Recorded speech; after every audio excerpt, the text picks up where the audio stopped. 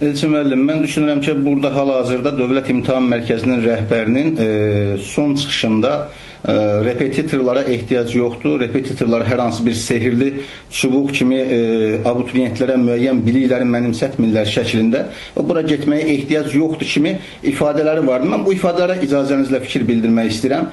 Çünki soyuducu məsələsi yox idi burada. Bəli. Soyuducu yox idi, hə, burada? Bəli, bəli, o öncəkində idi. Bəli, bəli. Mən düşünürəm ki, abituriyentlərin repetitor yanına göndərilməsinin birinci səbəbkarı elə Dövlət İmtahan Mərkəzi və bunu əsaslandıracağım indi sizlərə. Ümumiyyətlə, Dövlət İmtahan Mərkəzi abituriyentləri 5 və 6 fəndən qəbul imtahanına cəlb edir.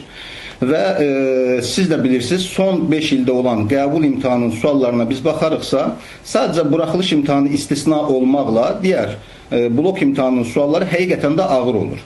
Və 5-6 fəndən qəbul imtahanına girən bir abituriyent istər-istəməz çətin suallarda həmin fənlərdə bunun üzərinə gələr isə, istər-istəməz abituriyent bir də vaxt çatışmazlığından bildiyiniz kimi abituriyentlərin ciddi narahatlıqları var idi, eləcə də valideynlərin.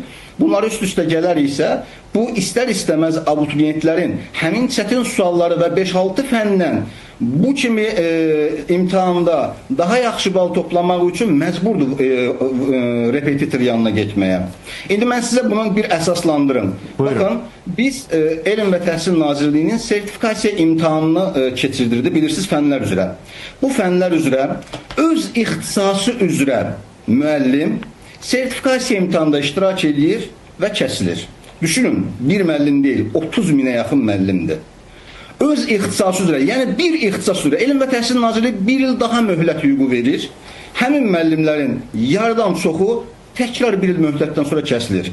İndi mən burada nəyə qeyd eləmək istəyirəm? Biz abituriyentdən 5-6 fənnin suallarını cavablandırılması istəyirik, amma ixtisasını tədris edən fən müəllimi bir fəndən kəsilir. Yəni mən nə demək istədiyimi yəqin başa düşürsünüz. Həqiqətən də 5-6 fəndən qəbul imtahanı çətindir. Mən sizi beynəlxalq təcrübəyə bir səyahət etdirim.